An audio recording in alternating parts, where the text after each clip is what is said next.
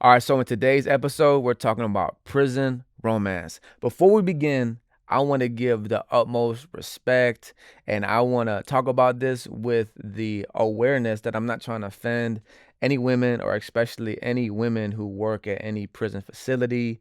By no means am I trying to degrade or debase women at all. All women, you are queens created by God. You are absolutely beautiful. But I do want to focus kind of more on, the perspective of a man, incarcerated man, an inmate, and especially kind of like the bad experience, or not always bad, you know what I mean? Just the experience of a relationship, with incarcerated man and with a woman who works at the facility. And not all the women who are in relationships with, men who are incarcerated at the facility are bad people. But for the most part, some of the stories I share, they may be a little ratchet. You know what I mean? So I'm not trying to offend any women. If you're watching this, I love you. So check it out. All right, good afternoon. This is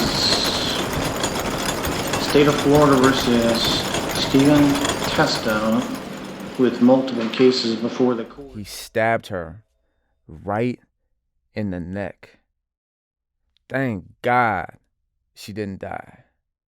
What's poppin', man? It's your boy E.I. the King, and this is the Incarceration Podcast, where I talk about prison, pre, post, and present, and how everything that I experienced throughout my incarceration has forever changed my life. This is the Incarceration. So listen, man, he wasn't playing. He was in love. And if he couldn't have her, nobody would.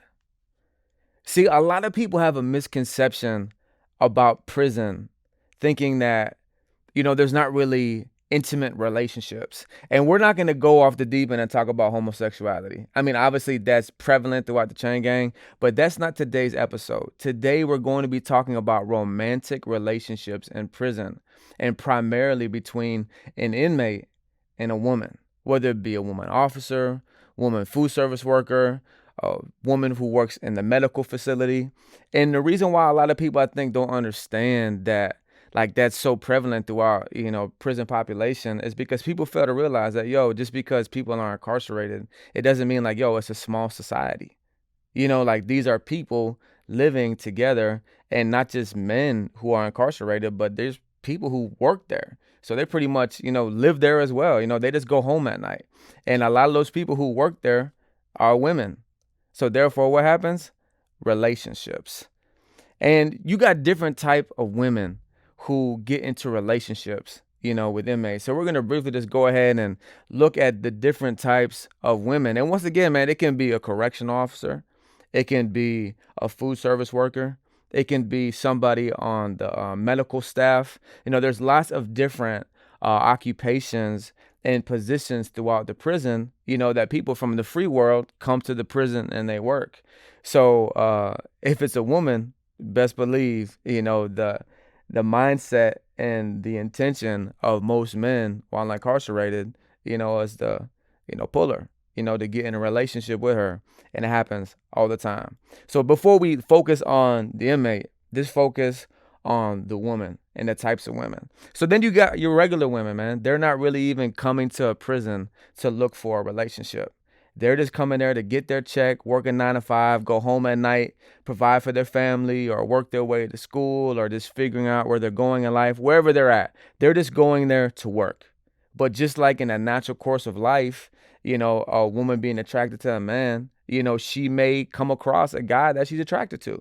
And especially when there's, thousands of inmates, men at a facility, and she may be the center of attention, especially if she's beautiful. So she may start working there with every intention to kind of stay to herself, to just come to work and get her check and go home. But over a course of time, she may come across a guy that she's attracted to. And, they may begin to conversate, and she may genuinely fall in love with this guy. And so you got a woman like that, she just falls into a relationship with a guy who's incarcerated, with the inmate at the prison that she works at, just haphazardly. It's not intentional.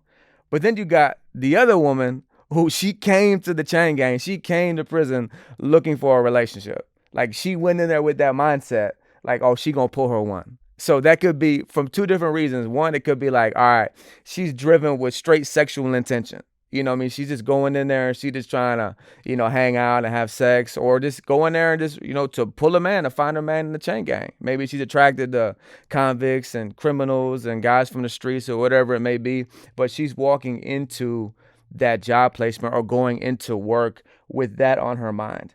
That she's going in there on the prowl and she's going to go in there and pick her options because she know that when it comes to the ratio of all those men and the little bit of women who are working there, that she has good opportunity to pretty much, pull whatever guy she wants. And then you got the chain gang diva. Now, it's kind of similar to the one we just talked about, who's going in there with the intention, looking for a relationship. But the chain gang diva, listen, she's dangerous. Not only is she entering into prison looking for a relationship, definitely looking for sex, but even then, it might not even be that. She may not be looking for sex or a relationship, but the chain gang diva is the one who seeks fulfillment based upon attention. She's what is known as an attention whore. She's going in there with one sole purpose, and that's to flex. And a lot of times, man, like the inmates will be clowning, her behind her back or even to her face, selling her out, whatever, because she may not be the best looking, outwardly in society. But the moment she crosses that prison fence, oh, she turns into Beyonce. Because there's no women around, obviously any standard for a man incarcerated lowers. And she knows that. And she also knows that there's no selection of women, and most of these men who are incarcerated don't have interaction or communication on the phone or get letters or even have women visiting them. So she goes in there with that mindset to where you can't tell her nothing. She gonna talk crazy to anybody. She gonna be in everybody's chest. She's just gonna come in there with that complete diva mindset. So that's what we call a chain gang diva. But also, too, man, let's begin to focus on the inmate. Every inmate fantasy is to, not every inmate, but for the most part, man, any man who's incarcerated for a certain amount of period, being removed from society, longing for just the attention, the affection, the interaction of a woman, and that being completely removed from him, like unless he has a relationship and he's seeing his girl or his wife like on the weekends. And even then, a lot of guys who have relationships while they're incarcerated, with women who are outside, some people don't get Vizzo every weekend, man. That can be taxing on the girl, on the family member, the wife, whatever. And expensive for the phone calls, so they're just living and looking forward to, pictures, mail, Vizzo, phone calls, things like that.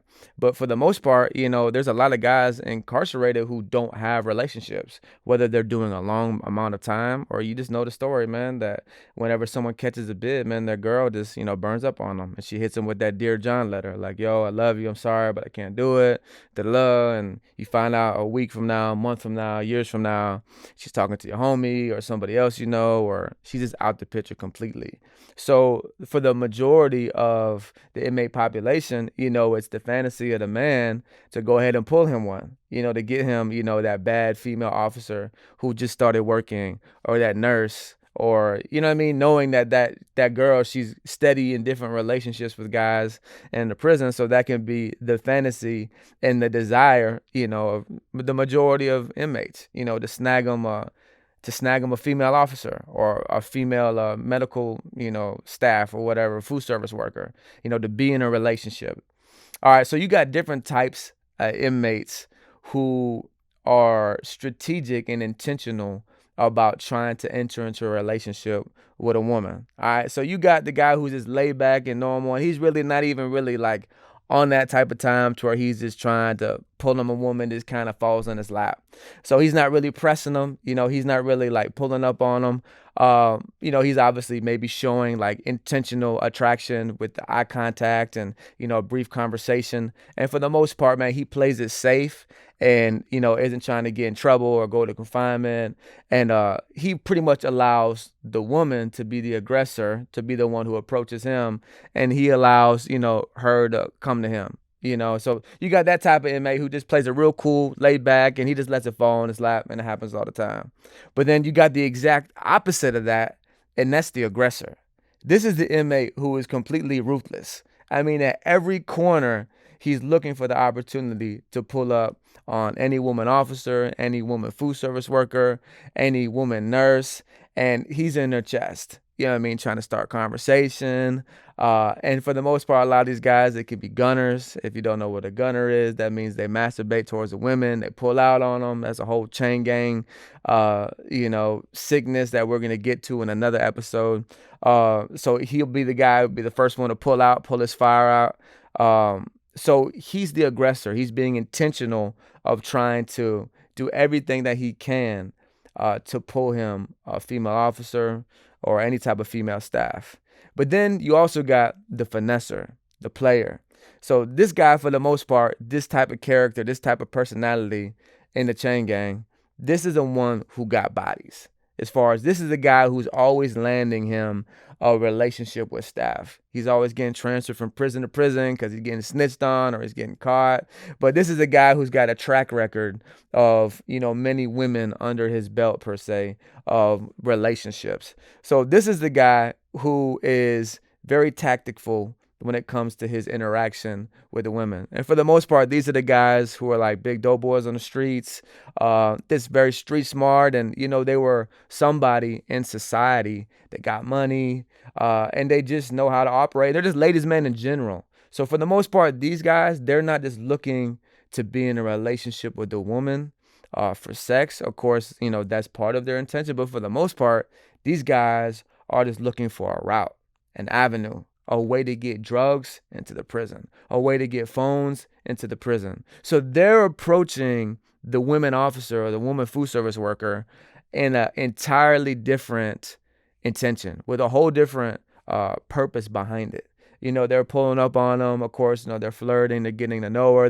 They'll play upon her weakness if she's not the most attractive looking woman, and they know that they're GQ. They look good. They'll give her attention. Maybe they'll flex money on her. They'll find out her cash app, send her some money so she can pay her light bill or help pay for her kids' football or whatever it is, and just being intentional about always pulling up on her and not really being aggressive. This kind of showing interest in her personality and who she is. But meanwhile, this guy has got one sole focus, one intent, and that's just to lock him in a route.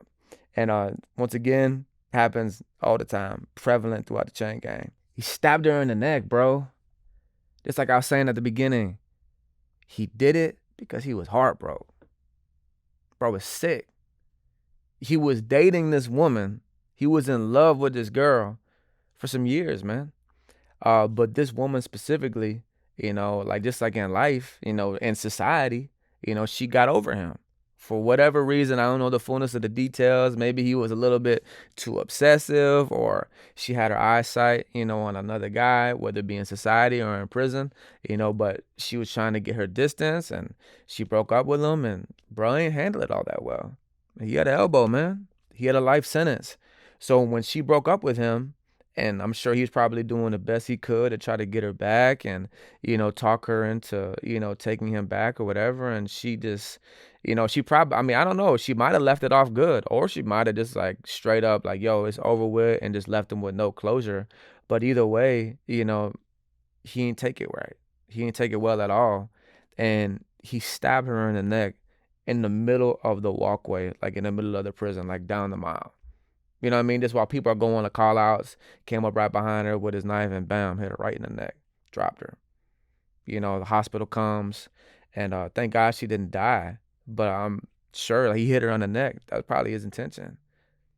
So that happens in prison all the time. Sometimes a lot of the, violence from inmates on staff, especially if it's on a woman, a lot of times it can be behind a romantic relationship. And whenever you first get sentenced into prison, the old school convicts always tell you, to stay away from the 3 Gs, gays, gambling, and gangs, because that's where all the conflict comes from. But the reason why I'm saying this is because the reason why the convicts say stay away from gays, guys who are involved in homosexuality, and I don't mean to offend anybody who's homosexual. I'm just saying in prison, a lot of conflict comes out of the homosexual relationships, because these people are like in love with each other. So there's always like, people getting stabbed or killed behind like a relationship, that's going on in prison. But that same principle is just the same when it comes to a romantic relationship with a man inmate and with a woman, correctional officer. When it falls out, he's so in love, this all you have. You got a life sentence, been down 15, 10 years, and ain't got nobody else in society to talk to. And you break his heart. He committed his everything to you, like emotionally in his mind. But for her, this is just like a work romance, and she like tries to back up and end it. Little does she know that in his heart and his mind, like he's like, he ain't got nothing to lose, and he just responds crazy. So like those are some crazy realities of, prison romance, man. So you hear how crazy these prison romantic relationships are, right? Well, then stay out. You don't have to worry about that crazy romance stuff in the chain game when you can live out here in society and have a real romantic relationship.